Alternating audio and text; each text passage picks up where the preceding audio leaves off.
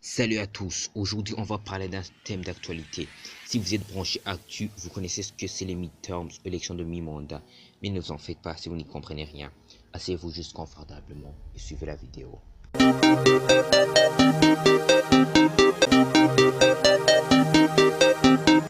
Les midterms ou élections de mi-mandat sont des élections qui permettent d'élire les membres du Congrès américain, soit tous les deux chambres, le Sénat et la Chambre des représentants.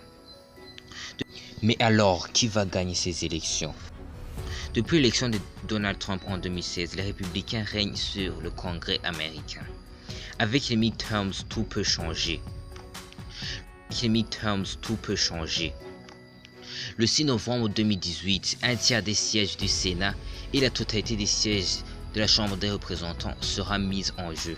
L'occasion pour les démocrates d'inverser le jeu pour les élections généralement favorables aux opposants. Même si la reprise des sièges à la Chambre des représentants paraît possible, celle du Sénat l'est moins. Commençons par la Chambre des représentants. Les républicains ont 240 sièges à cette chambre, contre 195 pour les démocrates.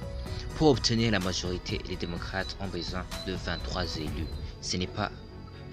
Mais les démocrates sont confiants, pour une bonne raison. Sur les 68 candidats sortants qui ont choisi de ne pas se représenter aux élections, 39 sont républicains, 27 sont démocrates. Or, le taux de réélection est très élevé pour les anciens membres. Les républicains perdent cette chance, donc la capacité de faire adopter certaines lois. Passons au Sénat.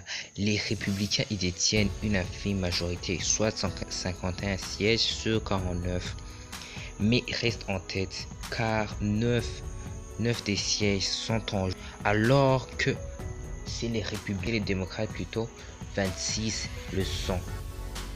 Et sur ces 26 sénateurs, 10 viennent des États où Donald Trump a fini en tête des résultats, ce qui s'annonce donc difficile pour les démocrates.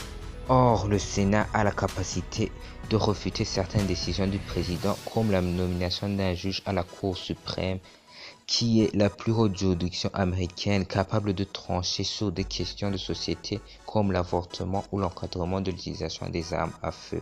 C'est aussi le Sénat qui, par la majorité des 2/3, a le pouvoir de destituer le président. Rappelons qu'aussi, pendant ces élections, 36 des gouverneurs des 50 États de l'Amérique vont être réélus. Mais alors, quels sont les idéaux de ces partis? Le Parti démocrate est pour le libéralisme et le progressisme. Le libéralisme social qui prône la liberté et de donner le pouvoir décisif au peuple. Il promet des institutions cherchant à concilier la liberté et l'égalité. Pour le progressisme, qui est la recherche d'une amélioration des conditions de vie de l'être humain par un changement dans l'organisation sociale. Les républicains, eux, sont pour le conservatisme qui s'oppose au progressisme, le libéralisme économique qui est l'application du principe libéralisme à la sphère économique, le fédéralisme qui donne le pouvoir aux différents États, et enfin le conservatisme social. Terminons cette vidéo avec cette altercation qui a eu lieu entre Donald Trump et un journaliste.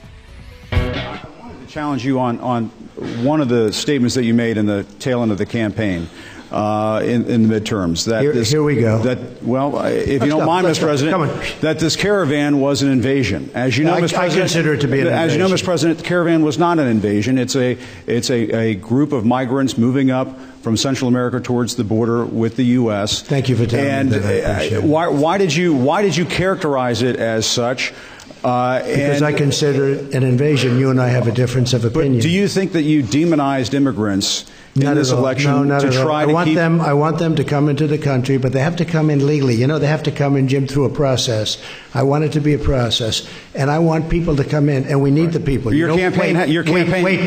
You know why we need the people, don't you? Because we have hundreds of companies moving in. We need the people. Right. But your campaign had an ad showing migrants climbing over walls and so on. That's true. But they weren't actors. They're not going to be doing that. They weren't actors. Well, no, it's true.